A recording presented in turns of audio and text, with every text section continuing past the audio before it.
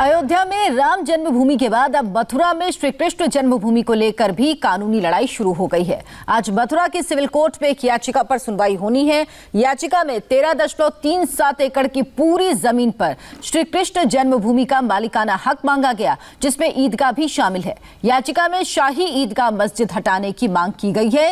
याचिका में कहा गया 12 अक्टूबर 1968 को हुए समझौते और 20 जुलाई 1973 को हुई डिग्री को कैंसिल किया जाए।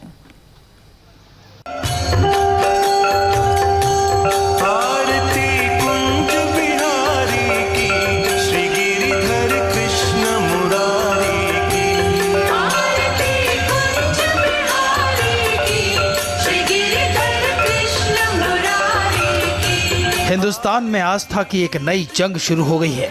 राम जन्मभूमि पर फैसले के बाद अब कृष्ण जन्मभूमि का मामला जोर पकड़ने लगा है। इस ऐतिहासिक विवाद की जड़ है मथुरा के कटरा केशव देव इलाके में बना ये मंदिर और इसके ठीक बगल में खड़ी ये शाही ईदगाह मस्जिद। मंदिर मस्जिद का झगड़ा अब अदालत की चौखट पर है। भगवान श्री कृष्ण विराजमान कटरा केशव देव खेवट मौजा मथुरा बाजार शहर की ओर से याचिका दाखिल की गई है।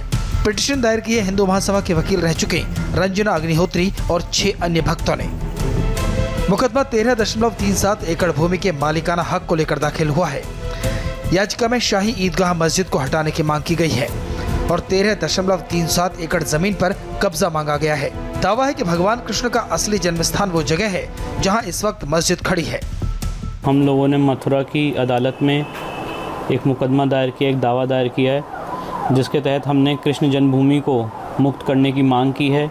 इस दावे में मूलतः हमने बेसिकली ये लिखा है कि जो पूरी संपत्ति है 13.37 एकड़ की, वो भगवान श्री कृष्ण में वेस्ट करती है, विराजमान करती है, और जो कॉम्प्रोमाइज़ डिक्री है 1968 की, वो अवैध है, वो इलीगल है, वो कोल्यूसिव है, वो सेक्शन 44 ऑफ एविडेंस एक्ट का वायलेशन है। इसलिए पूरी संपत्ति हिंदुओं को दी जाए, ये बात कहते हुए हमने मथुरा की सिविल कोर्ट में दावा दायर किया। भगवान कृष्ण के भक्तों की तरफ से दायर याचिका में कई मुस्लिम संगठनों के नामों का भी जिक्र है। अदालत में पेश कागजी दलीलों में दावा किया गया है कि यूपी सुन्नी वक्फ बोर्ड, ट्रस्ट, मस्जिद, ईदगाह या मुस्लिम समुदाय के किसी भी सदस्य और संगठन का किसी तरह से कोई अधिकार कृष्ण जन्मभूमि की जमीन पर नहीं है। और अभी एक ब्रेक का वक्त है। ब्रेक के बाद देखिए यूपी में माफिया की शामत आ गई।